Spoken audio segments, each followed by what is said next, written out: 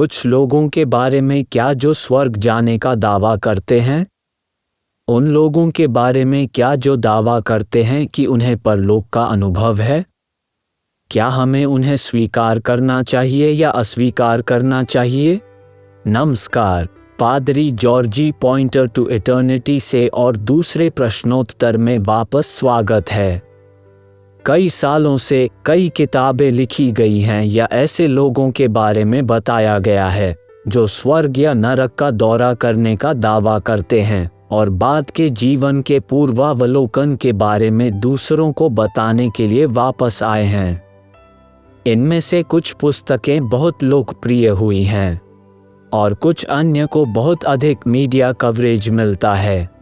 यह एक ऐसे बिंदु पर आ गया है जहां लोग इस मामले के बारे में बाइबल जो कहती है उससे कहीं अधिक ऐसे खातों पर भरोसा करने को तैयार हैं।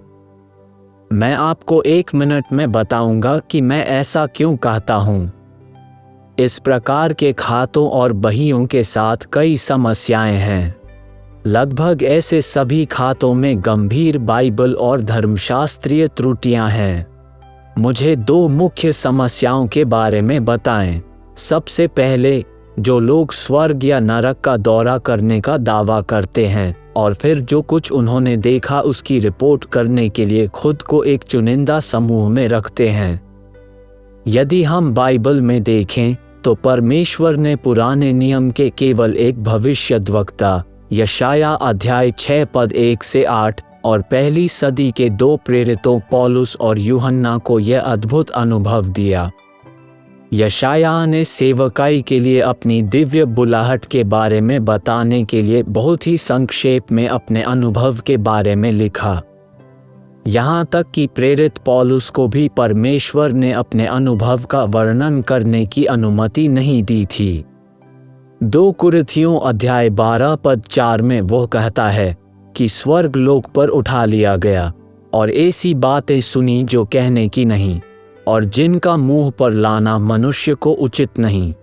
वास्तव में 2 कुरिन्थियों अध्याय 12 पद 2 में ये कहता है, पौलुस ने इसके घटित होने के 14 वर्ष बाद तक इसका उल्लेख नहीं किया। इसके बारे में सोचो, परमेश्वर ने पौलुस को हमें ये बताने से क्यों मना किया कि उसने फिरदौस में उठा लिए जाने पर क्या देखा और फिर भी हमारी पीढ़ी में बहुतों को ऐसा करने दिया? ये भी याद रखें कि स्वर्ग को देखने की अनुमति के इस अनोखे अनुभव के कारण परमेश्वर ने पौलुस को शरीर में एक कांटा भेजा ताकि वो इस अद्भुत रहस्योद्घाटन के परिणाम स्वरूप गर्वित या अपनी आंखों में ऊंचा न हो जाए। 2 कुरिन्थियों अध्याय 12 पद 7 कहता है, और इसलिए कि मैं प्रकाशों की बहुतायत से फूल न जाऊं, मेरे शरीर में एक कांटा चुभाया गया, अर्थात शैतान का एक दूत कि मुझे घूंसे मारे ताकि मैं फूल न जाऊं। शरीर में ये कांटा कुछ गंभीर शारीरिक समस्या थी जो पौलुस को पीड़ित कर रही थी। प्रेरित पौलुस तीसरे स्वर्ग से शरीर के कांटे तक गया। कितना विरोधाभास है। जहां तक हम जानते हैं, स्वर्ग जाने का दावा करने वाले किसी भी व्यक्ति को अपने अनुभव के परिणाम स्वरूप गंभीर शारीरिक दर्दनाक समस्या या शरीर में कांटे का सामना नहीं करना पड़ा है।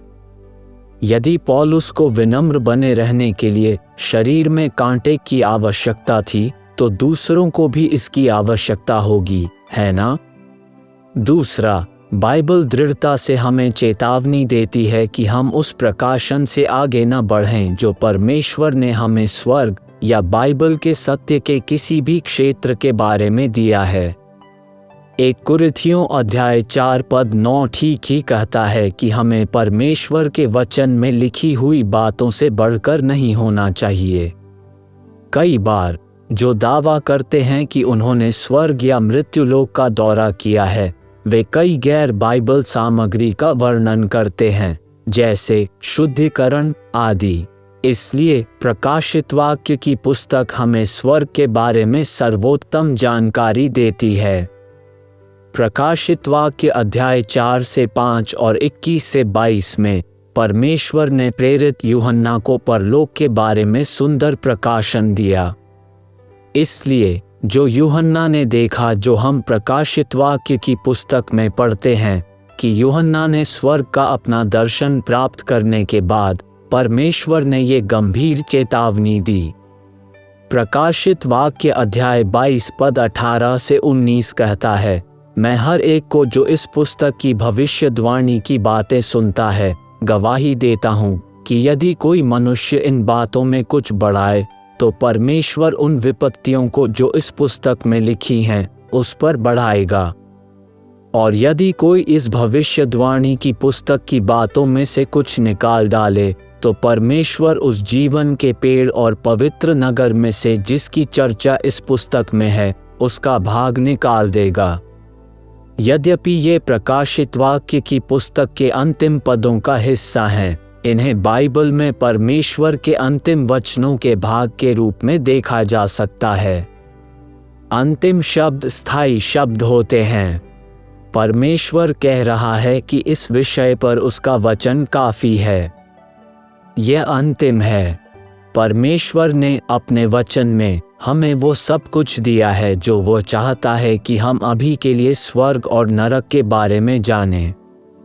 ये काफी है। परमेश्वर ने अपने वचन में जो कुछ प्रकट किया है उससे अधिक स्वर्ग या बाद के जीवन के बारे में जानने का दावा करने वाला कोई भी व्यक्ति, विशेष रूप से जो परमेश्वर ने प्रकाशित वाक्य की पुस्तक में यूहन्ना को प्रकट किया है, वो परमेश्वर के वचन में जोड़ना है।